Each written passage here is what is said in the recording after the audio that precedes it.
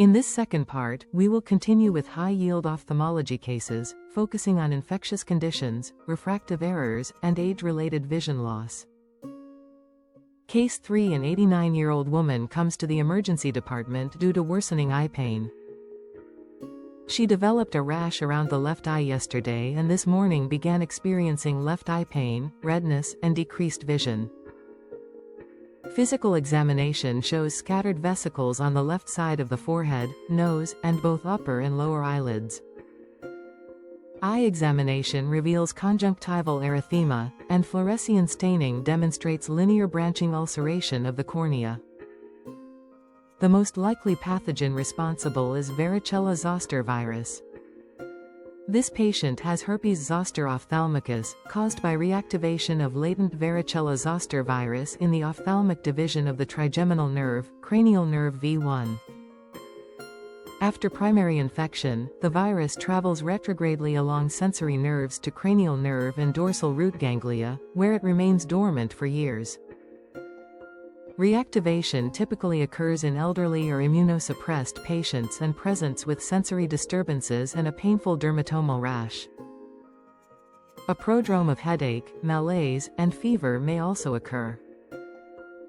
Because cranial nerve V1 provides sensory innervation to the cornea, involvement can lead to keratitis, corneal inflammation, and corneal ulceration, as evidenced by linear branching lesions on fluorescein staining. Involvement of the tip or side of the nose, known as Hutchinson sign, strongly correlates with ocular involvement due to the shared innervation of the nasociliary branch.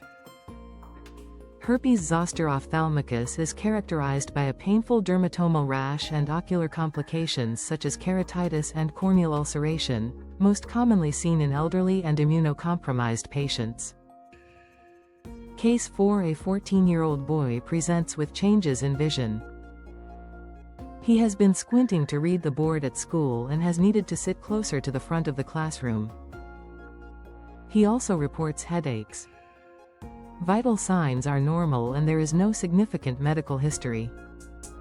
Eye examination shows equal and reactive pupils, intact extraocular movements, and no visual field defects. Visual acuity is 20/70 in both eyes, while near vision remains normal. The most likely cause of this patient's symptoms is increased anterior-posterior diameter of the eye. This presentation is consistent with simple myopia, a refractive error caused by elongation of the eyeball. This results in the focal point of incoming light being projected anterior to the retina instead of directly onto it. Myopia commonly develops during adolescence, especially during growth spurts when axial length increases. It is more likely in individuals with a positive family history. Patients have difficulty seeing distant objects clearly, while near vision remains intact. The remainder of the ophthalmologic examination is typically normal. Management includes corrective lenses, specifically diverging concave lenses, which refocus the image onto the retina. The condition usually stabilizes by early adulthood. Case 5. A 70-year-old smoker presents with a 2-week history of decreased vision in the right eye, described as blurry and distorted. Over the past year, he has experienced progressive vision problems, requiring brighter light for reading and difficulty driving. Fundoscopic examination shows a grayish discoloration of the macula with areas of adjacent hemorrhage.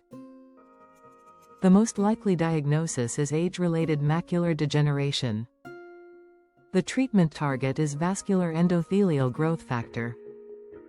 Age-related macular degeneration is the leading cause of blindness in industrialized countries. It occurs in genetically predisposed individuals due to aging and environmental factors such as smoking. There are 2 subtypes, dry and wet. Dry macular degeneration presents with gradual vision loss and is associated with oxidative damage to the retinal pigment epithelium and choriocapillaries. Fundoscopic findings include drusen deposits and pigment abnormalities. Progression can lead to retinal hypoxia, which stimulates vascular endothelial growth factor production.